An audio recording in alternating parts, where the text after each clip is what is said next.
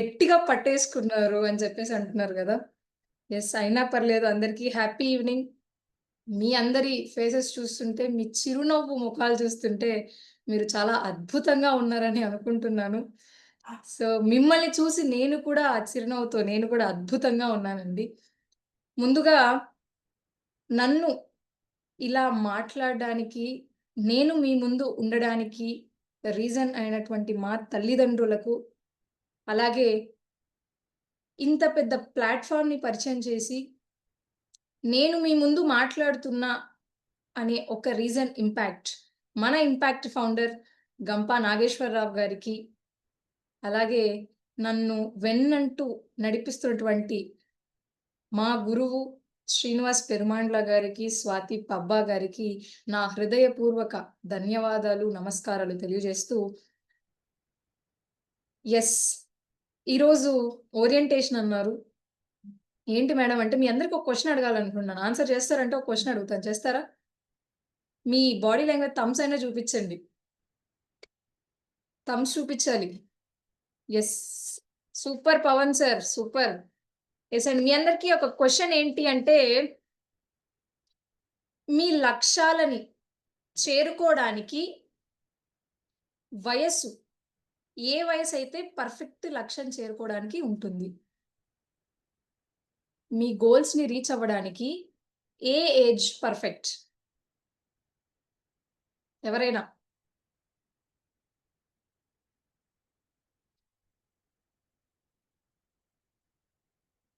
Hand raise చేయండి. మన వాళ్ళు అన్‌మ్యూట్ ఆప్షన్ ఇస్తారు. ప్రదీప్ సార్ చెప్తారా? Yes sir. అన్‌మ్యూట్ ఆప్షన్ ఇచ్చాను.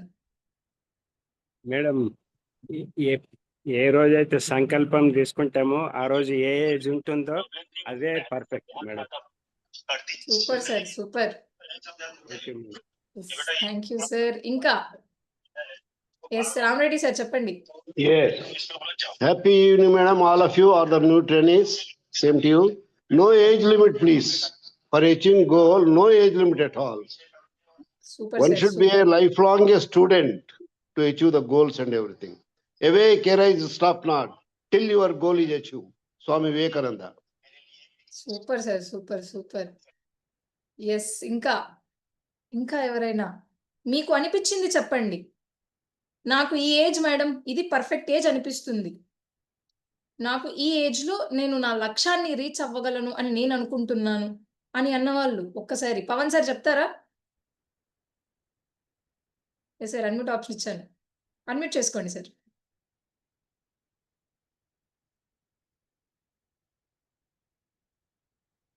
సార్ మీరు అన్‌మ్యూట్ చేసుకోలే ఒకసారి ఇంకొకసారి ఆప్షన్ ఇచ్చాను. మళ్ళీ మ్యూట్ అయిపోయారు ఇంకొకసారి సార్. యెస్ చెప్పండి sir. 25 is the best stage super sir. Yes. to learn everything. అంటే ఎక్కడన్నా 22 ఏళ్ళు 23 నుంచి వాడి జీవితంలో అవగాహన ఏర్పడుతుంది. అక్కడి నుంచి స్టార్ట్ అవుతుంది వాళ్ళ లైఫ్. అంటే డిగ్రీ ఆర్ ఎనీథింగ్ కంప్లీట్ అయిన తర్వాత అక్కడి నుంచి ఇటువంటి ఇంపాక్ట్ ఏవైతే ఉంటాయో అక్కడి నుంచి మొబిలైజ్ చేస్తే వాడు అక్కడి నుంచి ఛాలెంజ్ చేసి రీచ్ అయ్యే మంచి శక్తి ఉంటుంది. సేమ్ యాజ్ ఇట్ ఈస్‌గా వాడి గోల్‌ని ఇవ్వగలుగుతూ అనే పరిస్థితి వస్తుంది కాబట్టి that is the best stage అని నేను అనుకుంటున్నాను 25 years. Super sir. Super. Thank you sir. Yes భాషా సార్. లాస్ట్ ఆన్సర్ తీసుకుందాం. భాషా సార్ ఒకసారి అన్‌మ్యూట్ చేసుకుంటారా? యెస్ మళ్ళీ మ్యూట్ అయిపోయారు సార్ ఇంకొకసారి. యెస్ చెప్పండి sir. Great evening madam. Happy evening sir. Happy evening madam. ఏజ్‌తో సంబంధం లేదు. గురువులు ఎవరైతే ఉన్నారో వాళ్ళ లక్ష్యానికి ఎవరైతే వాళ్ళకి గుర్తుకు చేస్తారో బ్లైండ్‌గా ఎవరైతే మైండ్‌లో ఫిక్స్ అవుతారో వాళ్ళు గోల్‌ని రీచ్ కావడానికి అంటే ఒక టైము ఒక టార్గెట్ అనేది ఎవరైతే పెట్టుకుంటారో ఈజీగా గోల్ రీచ్ అవుతారని అనుకుంటున్నాను. అంటే దానికి ఏజ్ అనే లిమిట్ అనేది ఏం లేదు. వాళ్ళు ఫిక్స్ అయ్యేదాన్ని బట్టి అంటే ప్రతి దానికి క్యాలెండర్ ఇయర్ ఉంటుంది కదా. జనవరి 1 నుంచి డిసెంబర్ 31 వరకు ఇయర్కి ఎట్లా ఉంటుందో ఆ డేట్ లో ఎవరైతే ఈ డేట్ కి నేను ఫిక్స్ అయ్యి ఒక జాబ్ కావచ్చు ఇంకా ఏ పర్పస్ అయినా సక్సెస్ కావాలని ఒక డేట్ ఫిక్స్ చేస్తే ఖచ్చితంగా అవుతారు వాళ్ళు. Super sir. Okay madam. Super. Super. Thank you sir. Thank you so much. Yes అండి. దీనికి ఆన్సర్ నేను చెప్తాను. ఒక్కొక్కరు 25 అన్నారు. 35 అనుకుంటున్న వాళ్ళు ఉన్నారు. 15 అనుకునే వాళ్ళు ఉన్నారు. 65 అనుకునే వాళ్ళు కూడా ఉన్నారు. కానీ ఏదైనా లక్ష్యాన్ని చేరుకోవాలి అంటే దానికి నో ఏజ్ లిమిట్. ఎప్పుడైనా, ఎక్కడైనా, ఏ సమయంలోనైనా రీచ్ అవ్వచ్చు లక్ష్యాన్ని. అది దానికి ఏది అడ్డు లేదు. ఏది మీరు ఏదైనా తెచ్చి పెట్టినా కూడా దాన్ని దుంకి అయినా పోయే సత్తా ఒక లక్ష్యానికి ఉంది. మీరు యవ్వనంగా ఉన్నప్పుడు రీచ్ అవుతారా? లేదా ముసలి వాళ్ళు అయినప్పుడు రీచ్ అవుతారా మీ లక్ష్యాన్ని అనేది కూడా ఏం లేదు. నేను యవ్వనంగా ఉన్నప్పుడు రీచ్ అవ్వచ్చు. లేదు నాకు 100 సంవత్సరాలు ఉన్నాయన్నప్పుడు కూడా మీరు లక్ష్యాన్ని రీచ్ అవ్వచ్చు.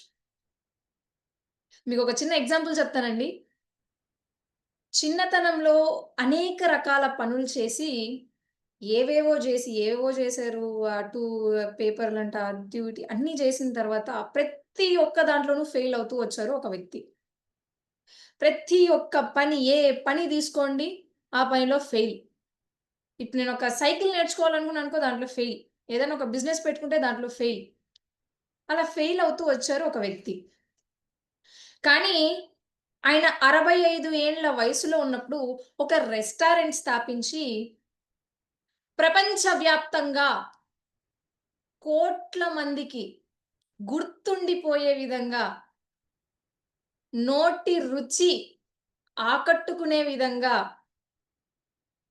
ఒక రెస్టారెంట్ ఓపెన్ చేసి ఆ వయసులో ఒక బ్రాండ్ క్రియేట్ చేసుకున్న వ్యక్తి కర్నల్ హార్లాండ్ శాండర్స్, కేఎఫ్‌సి అధినేత. ఆయన వయస్సు 65 ఏళ్ళు.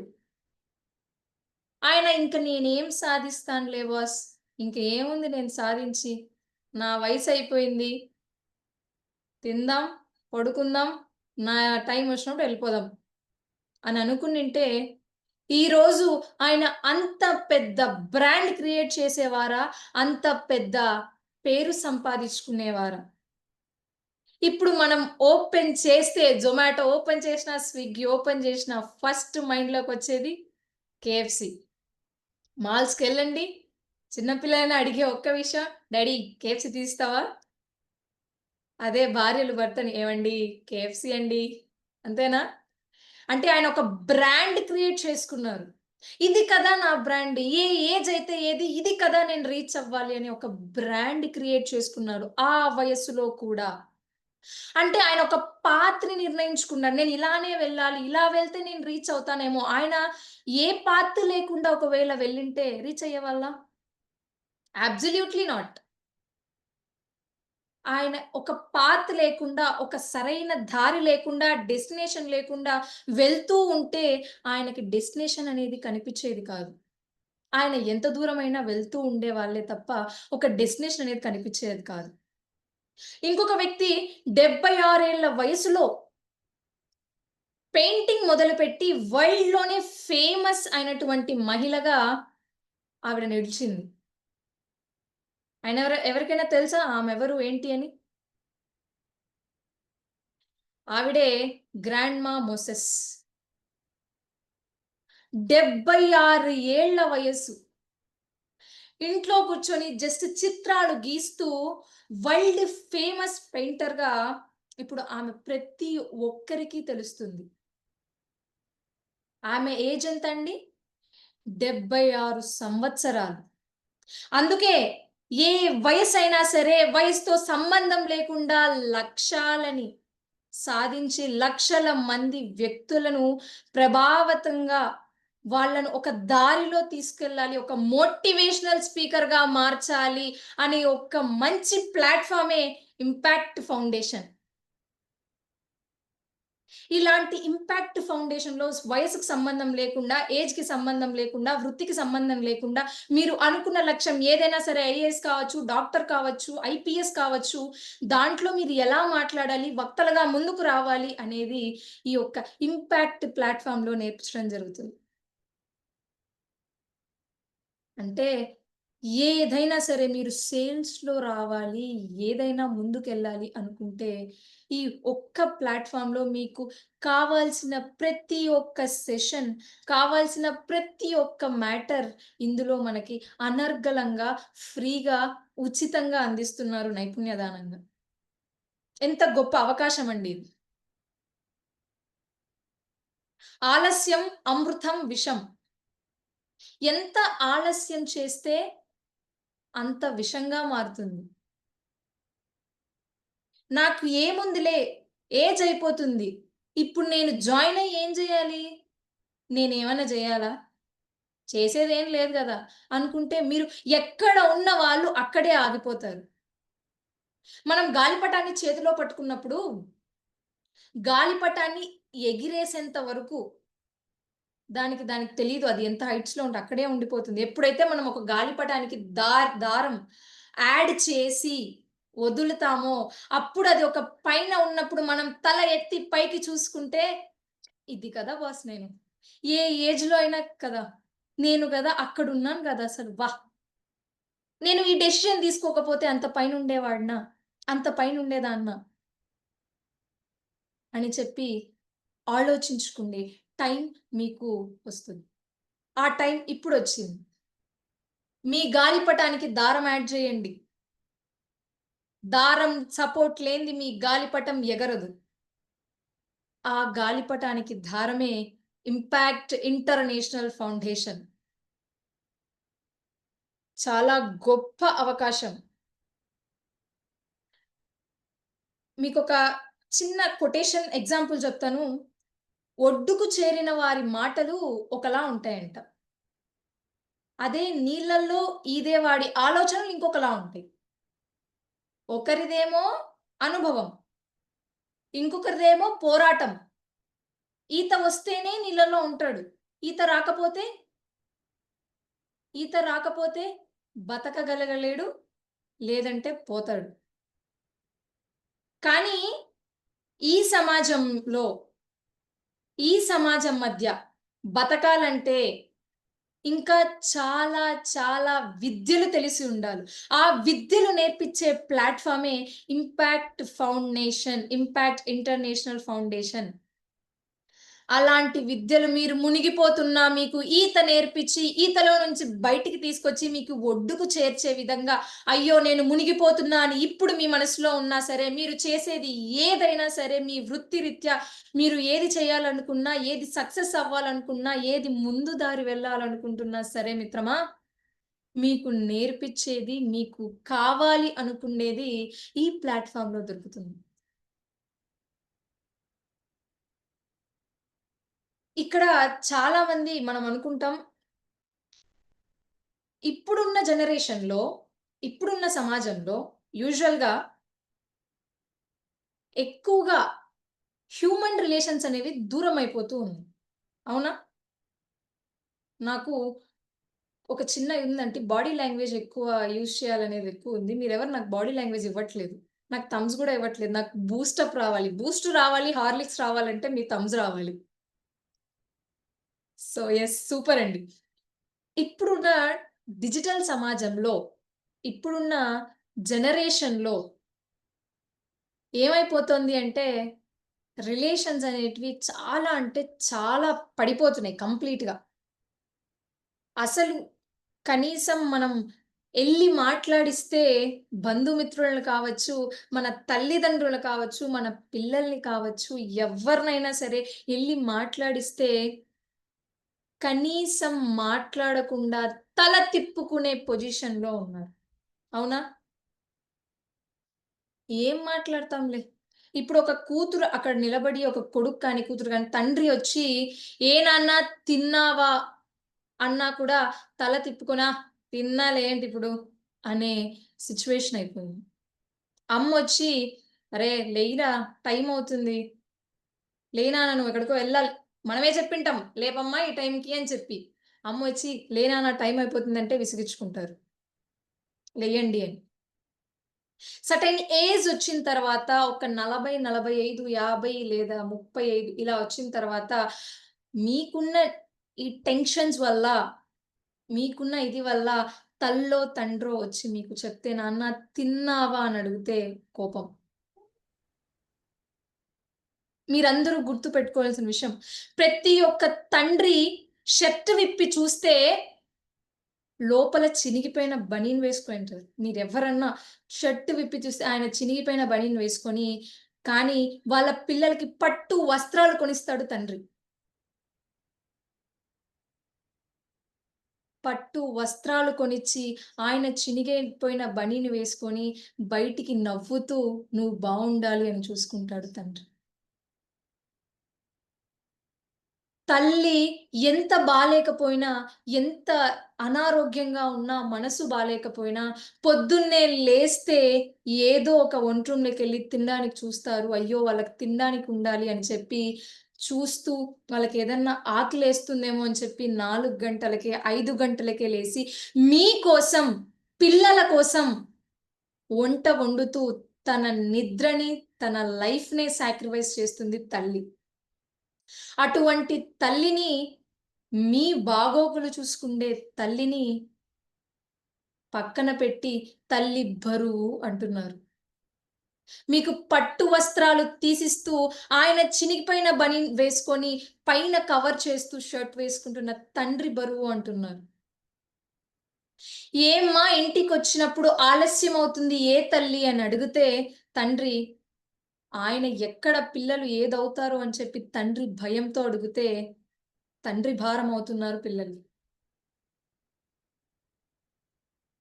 తల్లి, "ఏ నాన్న బావున్నావా? నువ్వు ఏమైంది? మీరు మూడ్ ఆఫ్‌లో ఉంటే ఏమైందమ్మా?" అని వచ్చి అడిగితే తల్లి భారం అయిపోతుంది. "నీకెందుకులే అమ్మా, నీకేంటిలే అమ్మా."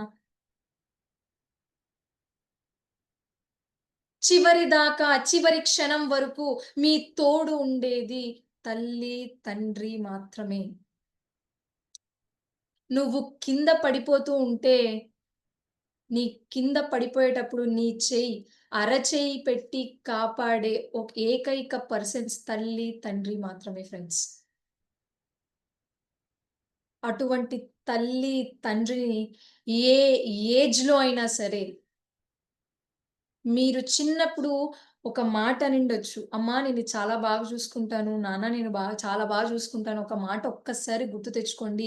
వాళ్ళ వాళ్ళ ఫేస్‌లో చిరునవ్వు చూస్తేనే మన ఫేస్‌లో చిరునవ్వు వచ్చే రోజుల నుంచి వాళ్ళ ఫేస్‌లో కన్నీళ్లు చూస్తున్నాము, బాధ చూస్తున్నాము. అది కూడా మన మాటల వల్ల. ఎక్కడ పోతున్న ఈ హ్యూమన్ రిలేషన్స్, ఎక్కడికెళ్ళిపోతున్న ఈ బంధాలు, బాంధవ్యాలు, ఎక్కడ అమ్మ ప్రేమ, ఎక్కడ నాన్న ప్రేమ. నాన్న ప్రేమ, అమ్మ ప్రేమ భారమవుతుంది.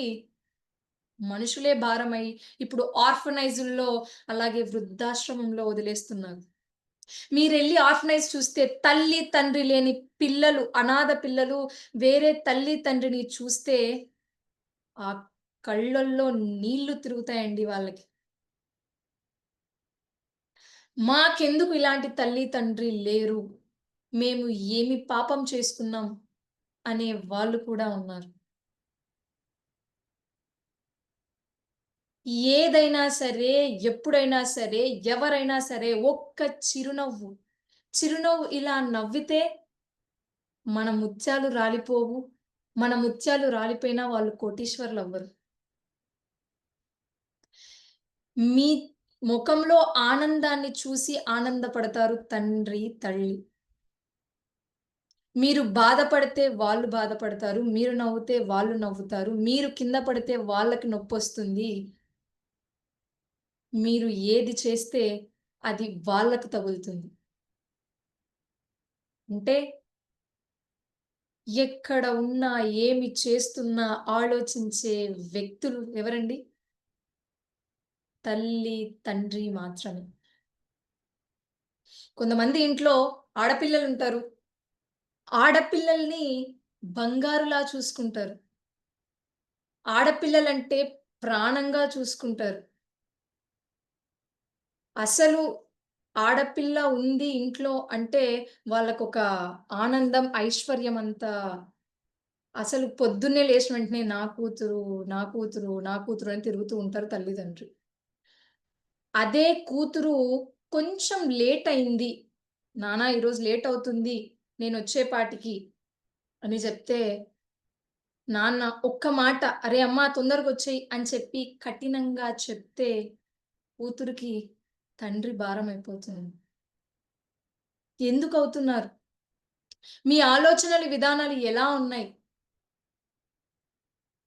నేను ఈరోజు ఈ మాటలు చెప్పిన తర్వాత, యెస్, నేను బాగా చూసుకోవాలి అమ్మా, నాన్నని. నేను మంచి స్థాయిలో వాళ్ళని నిలబెట్టాలి అని అనుకుంటారు. కానీ ఒక్కటే విషయం ఇదయిపోయిన తర్వాత మన మైండ్‌లోంచి అదెళ్ళిపోతుంది. తర్వాత ఇప్పుడైనా మీరు క్లాస్ వింటున్నప్పుడు మీ తల్లో, తండ్రో వచ్చి మిమ్మల్ని డిస్టర్బ్ చేసి, "ఏయ్! ఎందుకొచ్చావు? నేను క్లాస్‌లో ఉన్నా గదా! ఎళ్ళిపో" అనే వాళ్ళు కూడా ఉన్నారు. అంతేనా మిత్రమా?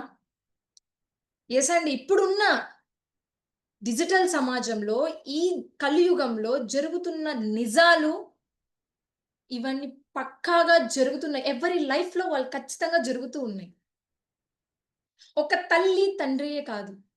అన్న, చెల్లెలు మీకు ఉన్న కోపం, మీకు ఉన్న టెన్షన్స్, స్ట్రెస్ ఇవన్నీ మైండ్‌లో ఉండి ఏమి జేయాలి? ఏమి చేయకూడదు? ఎలా ఉండాలి? ఎలా ఉండకూడదు? అనేది తెలియకుండా మన కోపం వేరే వారిపై చూపిస్తున్నాము. ఆ కోపం అనేది పెరుగుతూ, ప్రొలాంగ్ అవుతూ బంధాలు అనేవి కట్ అవుతుంది. ఆడపిల్లలు అనుకుంటారు, మా నాన్న నన్ను ఆపేస్తున్నాడు, మా అమ్మ నన్ను ఆపేస్తుంది, ఏమవుతుంది అది ఇది అని. డబ్బు ఉంటేనే సరిపోతుందా లైఫ్‌లో? డబ్బు ముఖ్యం. ఈ డిజిటల్ సమాజంలో డబ్బు లేనిది మనిషిగా కూడా చూడరు. లైఫ్‌లో ఇన్‌కమ్ లేకపోతే జీవితానికి వెల్కమ్ ఉండదు. లైఫ్‌లో ఇన్‌కమ్ లేకపోతే జీవితానికి వెల్కమ్ అనేదే ఉండదు. నువ్వు ఎంత సంపాదిచ్చకపోయినా సరే, నువ్వు ఒక మనిషిలాగా నీకు నచ్చినట్టు బ్రతికినా సరే, నువ్వు మనిషి కాదు. వేరే వాళ్ళ ఉద్దేశంలో. డబ్బు అనేది అంత ప్రాధాన్యమైపోయింది. ఐశ్వర్యం అంటే నోట్ల కట్ట ఒకటే కాదండి. ఇంట్లో గడపలో ఆడపిల్ల గజ్జల చప్పుడు ఐశ్వర్యం.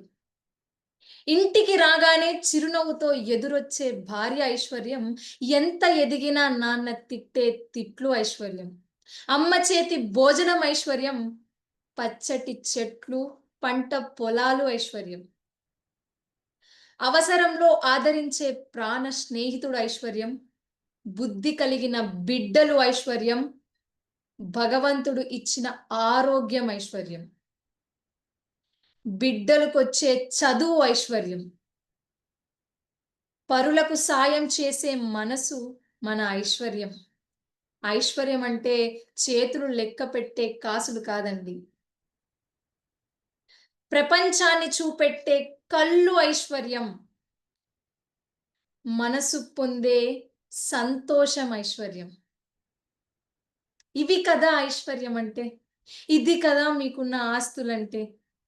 ఇంట్లో ఆడపిల్ల గజ్జల చప్పుడు అసలు అడుగు పెట్టి ఆ గజ్జల సవ్వడితో వస్తూ ఉంటే ఆ ఆనందం ఉంటది. మీ కళ్ళల్లో ఆనంద బాష్పాలు తిరుగుతాయి. ఒక కూతురికి పెళ్లి చేసి పంపించేటప్పుడు అప్పగింతల సమయంలో మీకు తెలియకుండా తండ్రి తల దాచుకొని మరి ఏడుస్తాడు. ఎక్కడ మీరు ఏడుస్తారో, నా కూతురు ఈ ఆనంద సమయంలో ఎక్కడ ఏడుస్తుందో, ఎక్కడ బాధపడుతుందో, మీకు తెలియకుండా అల్లుడికి చెప్పే ఒకే ఒక విషయం. నా కూతురు జాగ్రత్త. నీకు భారమైతే ఏ మాట అనకుండా నా బంగారిని నా చేతిలో పెట్టు. నేను చూసుకుంటాను అని చెప్తాడు తండ్రి. అదే కోడలుగా ఇంటికొస్తున్నప్పుడు మామయ్యలా ఉన్న తండ్రి చెప్తాడు కొడుక్కి, "అరేయ్! నీకు పెళ్లి చేసినప్పుడు వస్తున్నది భార్య కాదు, బంగారం. అలాంటి బంగారాన్ని ఎంత విలువగా, జాగ్రత్తగా చూసుకోవాలని చెప్తారు ఇంకొక తండ్రి. ఏ తండ్రి భారం కాదండి. మీకు తెలియకుండా మీ చిన్ననాటితనంలో అయినా, మీరైనా సరే మీ పిల్లలకి తెలియకుండా, మీ నాన్నలు మీకు తెలియకుండా ఎక్కడెక్కడో అప్పులు చేసి, ఎక్కడెక్కడో డబ్బులు తెచ్చి, లేదు నాన్న ఇది నేను సంపాదిచ్చిందే నువ్వు తీసుకొని ఎంజాయ్ చేయపో, బర్త్‌డేస్‌కి దీనికి పార్టీ చేసుకోపో అని ఇచ్చిన తండ్రులు కూడా ఉన్నారిక్కడ. కానీ ఆ విషయం తెలీదు పిల్లలకి. ఇప్పుడున్న డిజిటల్ సమాజం ఎందుకంటున్నారు మేడం అంటే, ఇప్పుడున్నది కలియుగం గాదండి నాకు దెలిసి. డిజిటల్ యుగం అయిపోయింది. ఫోన్ ఓపెన్ చేస్తే రీల్స్‌లో సేమ్ ఏదన్నా పట్టుకొని ఇట్లా మొబైల్ తీసుకున్నాము అంటే, పక్కన వచ్చే తండ్రి కనపడ్డు, పక్కన వచ్చే తల్లి కనపడ్డు, ఎదురొచ్చే అక్క కనపడదు, వెనకాల నుంచి వచ్చే అన్న కనపడ్డు.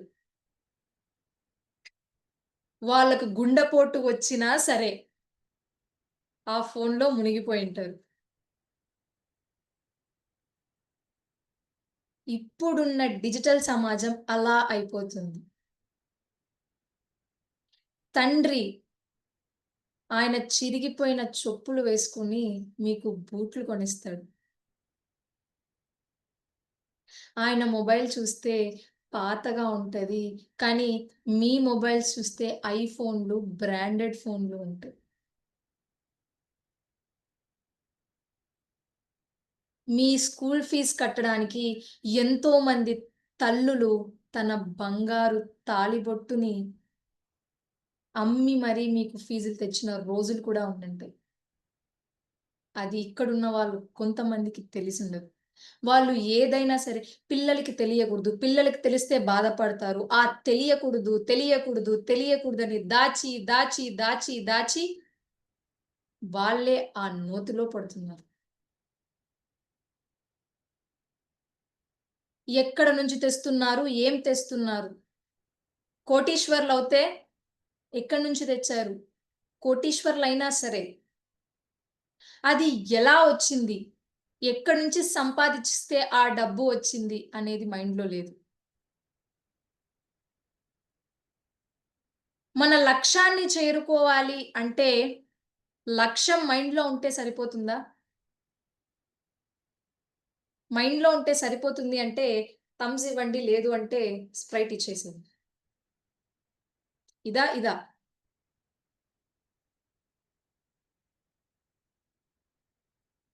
లక్ష్యం మైండ్‌లో ఉంటే సరిపోదు. ఆ లక్ష్యాన్ని చేరుకునే మార్గాలు ఉండాలి. ఏ లక్ష్యమైతే ఏంటి? మీరు అనుకున్న చిన్న బిజినెస్ కావచ్చు, మీరు పెట్టాలనుకున్న పెద్ద బిజినెస్ కావచ్చు, మీరనుకుంటున్న చిన్న ఏదైనా ఉద్యోగం కావచ్చు, మీరు చేరుకోవాలనుకున్న ఐఏఎస్ జాబులు కావచ్చు. ఏదైనా సరే.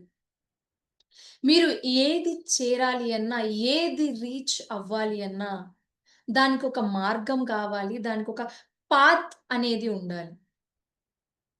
మాకు ఏం అవసరంలే. దీంట్లో మేము తీసుకొని ఏం చేస్తాంలే. సంకల్పం గట్టిగా ఉండాలి. Yes sir. సంకల్పం గట్టిగా ఉంటే రీచ్ అవుతాం. గట్టిగా ఉంటే సరిపోతుందా? దానికంటూ మనం కొన్ని కండీషన్స్ అప్లై చేయాల. డెఫినైట్‌లీ కండీషన్స్ అప్లై చేయాలి. నా సంకల్పం గట్టిగా ఉందని చెప్పి నేను ఇలా కూర్చుంటే, మీ ముందు నేను ఇలా మాట్లాడేదాన్నా?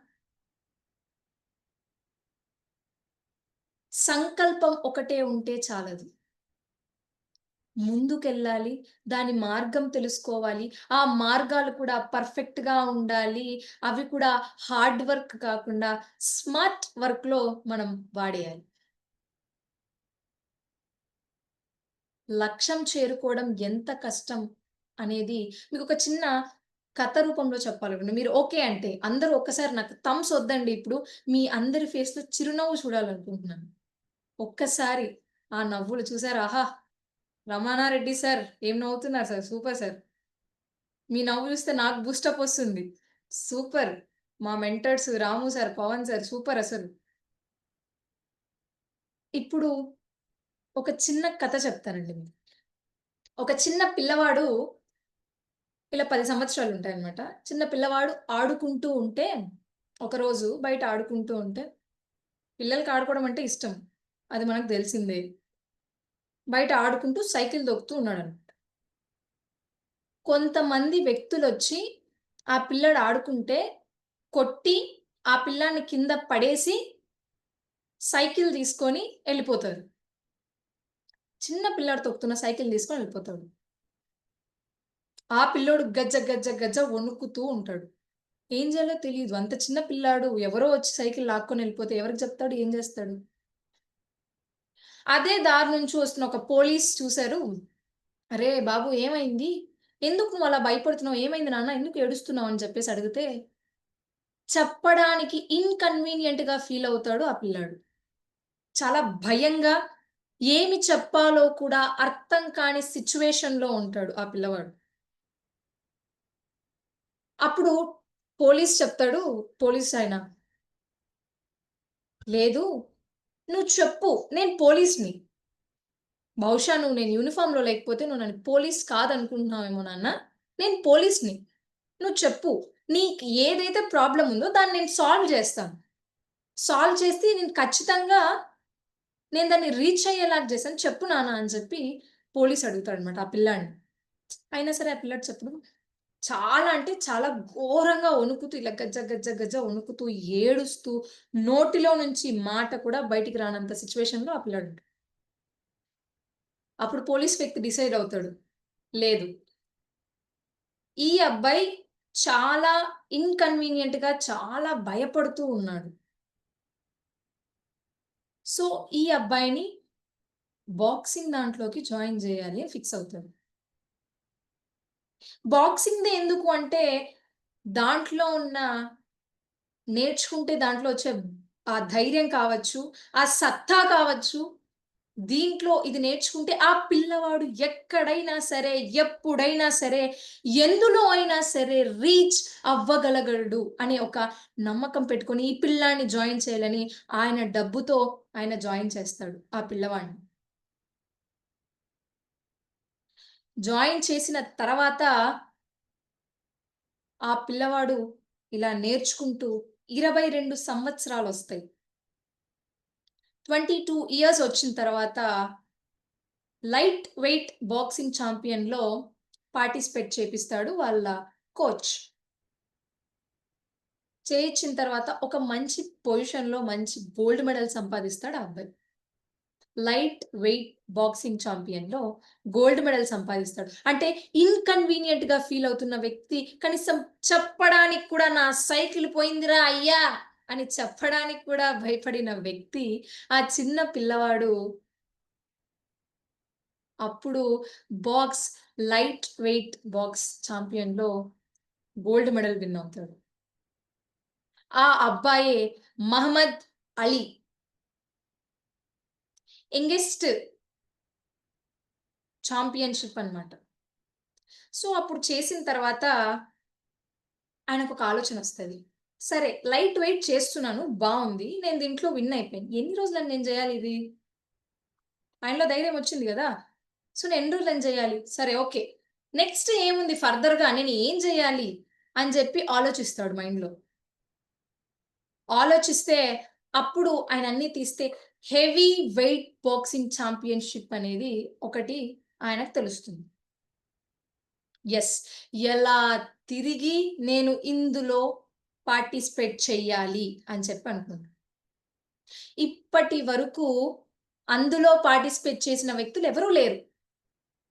ఎందుకు అంటే హెవీ వెయిట్ బాక్సింగ్ ఛాంపియన్‌షిప్‌లో ఒక వ్యక్తి ఎవరిని బీట్ చేయకుండా ఆయనతో పోటీ పడాలి అంటే గుండెల్లో రైళ్లు పరిగెత్తుతాయి. అంత భయంగా ఉంటది. ఆయనే సన్నీ లిస్టన్. ఆయనతో ఓడిపోయిన వాళ్ళు లేరు. ఆయనతో బాక్సింగ్ అని తెలిస్తే వెనక అడుగు వేసిన వాళ్ళే తప్ప ఒక్కరు కూడా ముందుకు అడుగు వేసి ఎవ్వరు వచ్చిన వాళ్ళు లేరు. బాక్సింగ్ దగ్గర వరకు వచ్చి కూడా వెనక్కి వెళ్ళిపోయిన వాళ్ళు ఉన్నారు. సో మహమ్మద్ అలీ ఏం చేస్తారంటే, ఓకే ప్రెస్ మీట్‌ని పిలవండి. నేను ప్రెస్ మీట్‌తో మాట్లాడాలి. నేను అనౌన్స్ చేయాలి అని చెప్పి చెప్తాడు. చెప్తే అప్పుడు ప్రెస్ మీట్ వస్తది. అందరూ కూర్చొని యెస్ చెప్పండి సార్. ఏం మీరు ఎందుకు పిలిపించారు మమ్మల్ని అని చెప్పి ప్రెస్ అడిగితే అప్పుడు చెప్తారు. యెస్ అండి. నేను లైట్ వెయిట్ దాంట్లో గోల్డ్ మెడల్ సాధించాను. ఇది నా లక్ష్యం కాదు. నాకు ఏదో సాధించాలని. సో నేను హెవీ వెయిట్ బాక్సింగ్ ఛాంపియన్‌లో నేను పార్టిసిపేట్ చేయాలి అనుకుంటున్నాను అంటారు. అంటే ఈ ప్రెస్ మీట్ వాళ్ళందరూ వీళ్ళ విలేకరుస్ అందరూ ఏం చేస్తారంటే కొంచెం వాళ్ళకి మైండ్ అర్థం కాదనమాట. పిచ్చోడా వీడు ఏం మాట్లాడుతున్నాడురా? సన్నీ లిస్టన్‌తో ఏంది పోటీ పడతా అంటున్నాడు. ఎక్కడ పెట్టుకున్నాడు మైండ్ ఏమి అని చెప్పి అర్థం కాదనమాట ఆయన. ప్రెస్ వాళ్ళందరికి. సో చూసి నేను చెప్తుంది నిజమే అండి.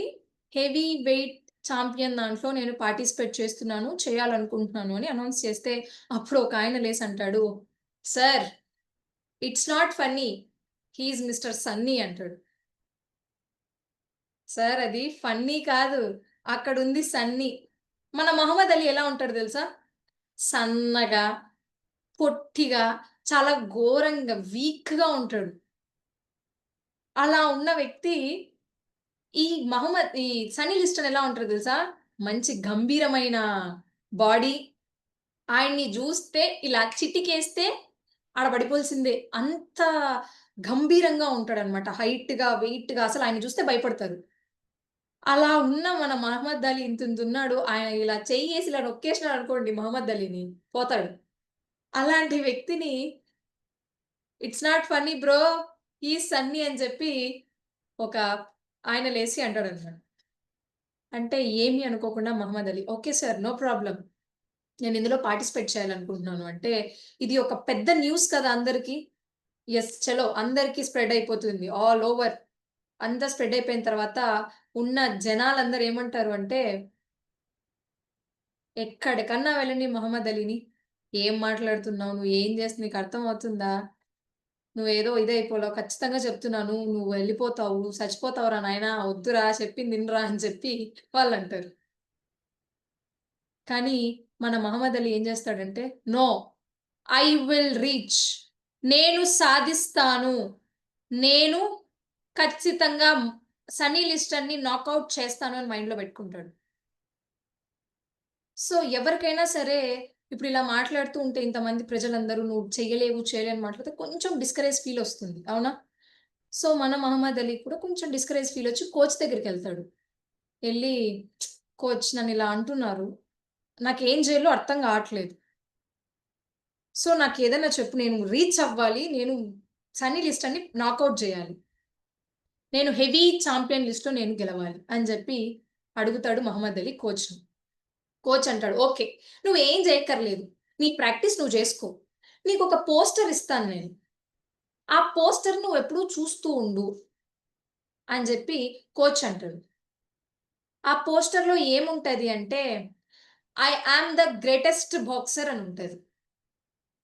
I am the greatest boxer. నేను ఒక గొప్ప బాక్సర్‌ని అని అందులో రాసుంటది. సో మహమ్మద్ అలీ ఏం చేస్తాడు అంటే, ఆ పోస్టర్‌ని తీసుకొని ఇంటి చుట్టూ, ఆ బాక్సింగ్ స్టేడియం చుట్టూ తల ఎత్తినా, తల దించినా, తల సైడ్‌కి తిప్పినా, ఎటు ప్రతి ఒక్క చోట ఆ కాపీస్ తీసుకొని ప్రతి ఒక్క చోట అంటిస్తారు.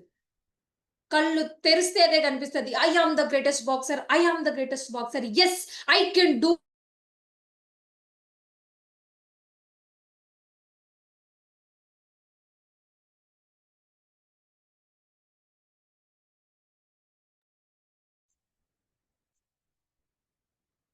ఓకే అండి. మేడం కొంచెం సిగ్నల్ ప్రాబ్లమ్ వచ్చినట్టున్నది.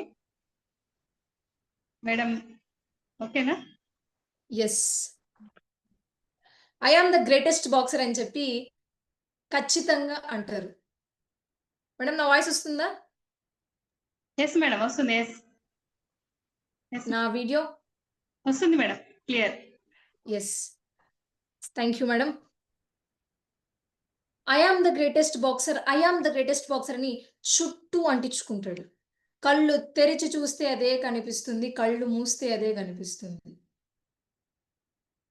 సో ఆయన అంటూ, ఆయన చేస్తూ, ఆయన ప్రాక్టీస్ ఆయన చేస్తూ ఉంటాడు. అది అంటూ దాన్ని గుర్తు తెచ్చుకుంటూ చేస్తూ ఉంటాడు. మేడం ఏదైనా సిగ్నల్ ప్రాబ్లమ్ వస్తే ఒక్కసారి చెప్పండి. కంప్లీట్‌గా ఆయన చుట్టూ అంటించుకొని I'm the greatest boxer, I can do it, I will do it అని ఒక మైండ్‌లో పెట్టుకొని, ఒక సంకల్పం గట్టిగా పెట్టుకొని, అది చెప్తూ, ప్రాక్టీస్ చేస్తూ తిరిగి సమయం వస్తుంది. ఆ ఛాంపియన్ డే అనేది వస్తది. ఖచ్చితంగా ఇప్పుడు ఆ రోజు అనేది రానే వచ్చుంటది. సో, స్టేడియంలోకి అడుగు పెట్టిన వెంటనే మహమ్మద్ అలీని చూసి అందరూ, "ఒరేయ్ నాయనా చెప్పేది ఇనరా ఇప్పుడన్నా. బయట అంబులెన్స్ ఉంది. నువ్వేం భయపడొద్దు." బయటైతే ప్రజలంటారనమాట మహమ్మద్ అలీతో, "బయట అంబులెన్స్ ఉంది. నువ్వేం భయపడొద్దు. సన్నీ లిస్టన్ లాగిపెట్టి ఒకడు కొడతాడు. కొడితే నువ్వు కింద పడిపోతావు. బయట అంబులెన్స్ ఉంది. మేము తీసుకెళ్ళడానికి అందరం ఉన్నాం" అని చెప్పి ఇలా మాట్లాడతాడు. మాట్లాడితే మొహమ్మద్ అలీ కొంచెం బాధేస్తది. అయినా సరే తిరిగి అంటాడు, "సరే అంబులెన్స్ అలానే పెట్టుకోండి బాస్. పెట్టుకోండి. No problem. అలానే పెట్టుకోండి. ఎందుకు అంటే నేను ఈ 7 మినిట్స్ జరిగే ఈ బాక్సింగ్‌ని అయిపోయే లోపు సన్నీని నాకౌట్ చేస్తాను. నాకౌట్ చేసిన తర్వాత అవన్నీ చూసిన మీరు గుండెపోటొస్తది. మిమ్మల్ని తీసుకెళ్ళడానికైనా ఆ అంబులెన్స్ ఉపయోగపడుతుంది. అలానే పెట్టుకోండి" అని చెప్తాడు. ఆ కాన్ఫిడెన్స్ లెవెల్‌తో స్టార్ట్ చేస్తాడు మన మొహమ్మద్ అలీ. కొట్టించుకుంటాడు, కొడతాడు. కొట్టించుకుంటాడు, కొడతాడు. మళ్ళీ కొట్టించుకుంటాడు, కొడతాడు. మన బక్కాయన గదా! కానీ మంచి గట్టిగా బలమున్నాయనే. 7 నిమిషాలయ్యే పాటికి మహమ్మద్ అలీ సన్నీ లిస్టన్‌ని కొట్టి నాకౌట్ చేసి హెవీ బాక్సింగ్ ఛాంపియన్‌లో విజేతగా నిలుస్తాడు. విజేతగా నిలిచిన తర్వాత మన ప్రజలకెట్లా అంటే గెలుపుని యాక్సెప్ట్ చేయడం ఇష్టం ఉండదు గదా! ఏదో ఒక మాట అంటూనే ఉంటారు. అలా మహమ్మద్ అలీని గూడా అన్నారు. "ఆ! ఏముంది అదృష్టం కలిసొచ్చిందిలే. ఏదో బావుంది. ఏదో నక్కతోక తొక్కావులే. అదృష్టం కలిసొచ్చింది నీకు. అట్లయి పడిపోయాడు పాపము. లేదా ఏదో సన్నీ లిస్టన్‌కి హెల్త్ బాలేదేమో కొట్టిన వెంటనే పడిపోయాడు" అని చెప్పి అంటారు. ఆ బాధ తట్టుకోలేక అప్పుడు తిరిగి ఆ ప్రజలతో ఛాలెంజ్ చేస్తాడు. ఇప్పుడు 7 నిమిషాల్లో ఈ ఛాంపియన్ అయిపోయి, ఈ బాక్సింగ్ ఛాంపియన్ అయిపోయే లోపు నేను నాకౌట్ చేశాను సన్నీని. ఇప్పుడు నెక్స్ట్ జరగబోయేది మీరెప్పుడు అంటే అప్పుడు నెక్స్ట్ జరగబోయేది. రేపా మర్నాడా వద్దు. రేపే పెట్టుకుందాం. నెక్స్ట్ జరగబోయేది. నెక్స్ట్ జరగబోయే ఛాంపియన్ దాంట్లో 2 నిమిషాల్లోనే సన్నీని నాకౌట్ చేస్తా అని చెప్తాడు. వీళ్ళందరూ ఏమనుకుంటారు? ఓవర్ కాన్ఫిడెన్స్ అనుకుంటారు. కానీ మళ్ళీ సేమ్ జరుగుతది. మన మహమ్మద్ అలీ, సన్నీ లిస్టన్ వస్తారు. మహమ్మద్ అలీ అన్నట్టే 2 నిమిషాల్లో సన్నీ లిస్టన్‌ని నాకౌట్ చేసి హెవీ బాక్సింగ్ ఛాంపియన్‌లో విజేతగా నిలిచి అందరి నోళ్ళు మూయిచ్చాడు మహమ్మద్ అలీ. అంటే లక్ష్యం ఎంత గట్టిగా ఉంటే దానికి ప్రయత్నం కూడా అలానే ఉండాలి. మార్గాలు కూడా అలానే ఉండాలి. మీ లక్ష్యం ఉంది కదా అని చెప్పి లక్ష్యాన్ని మనసులో పెట్టుకుంటే సరిపోదు మిత్రమా. ఆ లక్ష్యాన్ని చేరుకునే మార్గాలు కావాలి. ఆ లక్ష్యాన్ని రీచ్ అయ్యే పాత్ కావాలి, దారి కావాలి. మీరు ఏ దాంట్లో అయినా ఉండండి, మీ లక్ష్యం ఏదైనా కానివ్వండి, మీ ఏజ్ ఏదైనా కానివ్వండి, మీరు రీచ్ అవ్వాలి అనుకుంటే మీ లక్ష్యం మీరు బిజినెస్ చేస్తున్నారా? ఐపీఎస్సా? ఐఏఎస్సా? డాక్టరా? టీచరా? పోలీసా? ఇంకొకటా? అని అనేది కాదు. మీరు ఏదైనా సరే మీ దారి స్ట్రెయిట్‌గా ఉంటే మన 'రజనీకాంత్' లాగా నా దారి రహదారి అన్నట్టు కరెక్ట్‌గా, పర్ఫెక్ట్‌గా ఉంటే మీరు ఆ లక్ష్యాన్ని ఈజీగా చేరుకోవచ్చు. ఆ దారే ఇంపాక్ట్ ఇంటర్నేషనల్ ఫౌండేషన్.